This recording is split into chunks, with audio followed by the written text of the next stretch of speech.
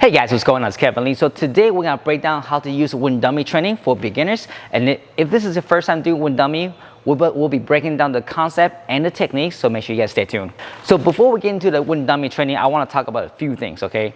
There's a lot of times that I've seen people using the dummy as a conditioner guideline, so which means they will be hitting the dummy super hard. At least the way that I was taught to do dummy, that is not something that we're trying to do. Instead, we want to focus on position. And of course, these are very specifically using as a joint manipulation. And we'll talk about this in a second, just in a bit. So when I do a dummy, the position is always number one. Number one is position. Number two is footwork. So you want to think about where the hand goes according to the body in relationship to the wooden dummy. So sometimes I'll use a reference point for the triangle, and this is kind of teaching me how to use my footwork, either entry from the left or maybe entry from the left, okay? So let's actually break down on the dummy real quick. This is what I used to call the center line. This is the center between me and the partner, which is the dummy for now. So the way I was taught to measure distance is using your arm length. Sometimes people go right here.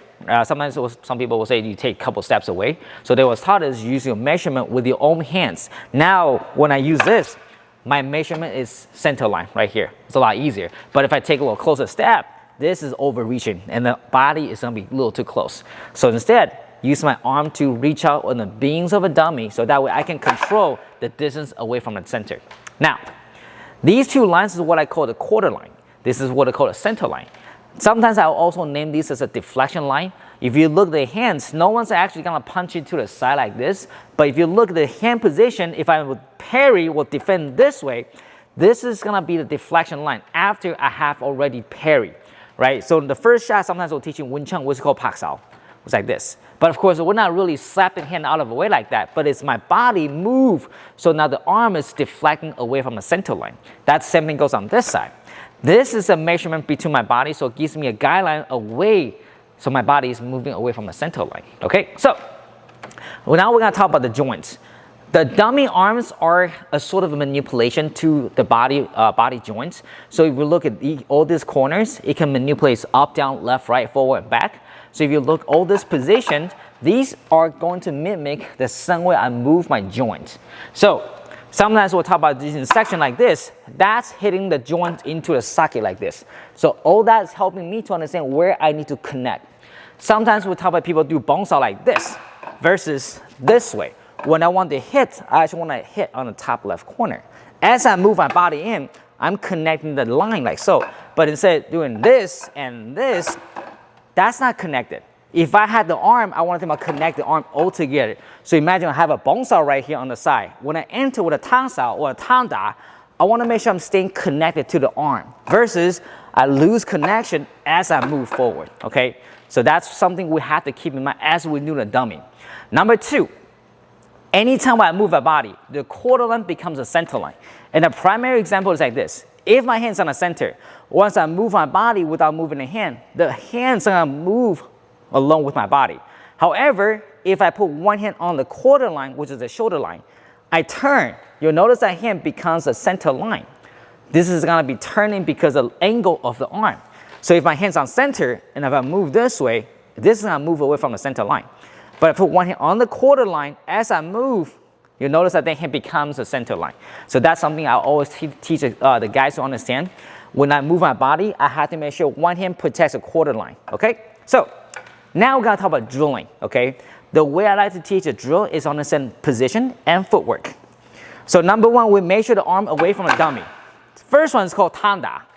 So I'm gonna shift my body away from the center and perform what we call tanda. You open one hand, you strike one hand, but you'll notice my hand is not doing this.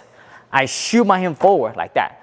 From here, I'm gonna shift my way forward to the left, same time I shift and then strike. So now you have tanda on the left and then the tanda on the right. That's the first set. Number two set, builda. I'm gonna shift my way back to the right side. My form is going to block, the same time I strike. You notice I'm deflecting the line away from the center as I strike. Same thing repeating on the left side. So one side, builda. The other side, builda. The only difference is tanda, my palm is up.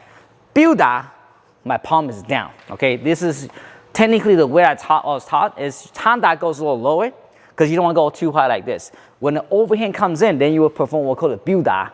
If an attack goes lower, then you do a tanda, okay? So you have a highline tanda, highline tanda.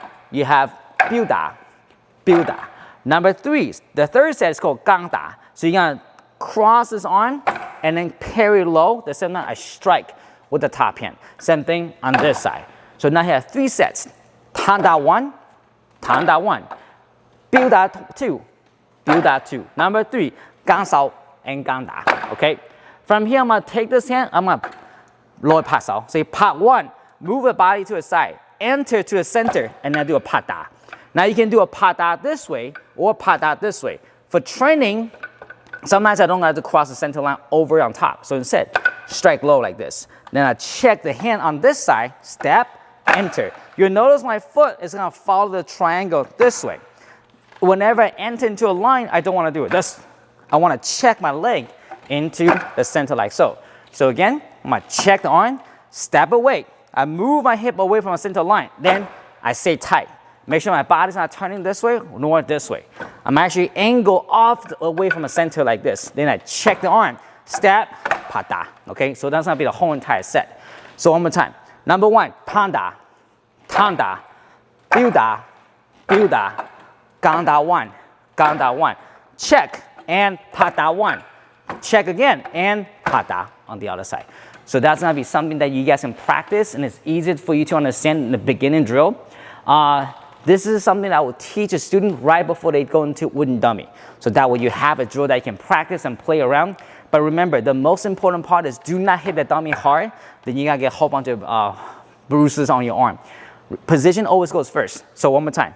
Number 1, tanda, builda, gangda, pat, inside pata. You control the line and step to the side. You notice the angle that I'm stepping. My foot is always gonna follow this line. Anytime when I move away, I step first and then enter the line. Once you get comfortable with this, your body just steps in just like that. Okay guys? Hope you guys like the video. If you have any questions, please leave the comment in the section below. Otherwise, I'll see you guys next week.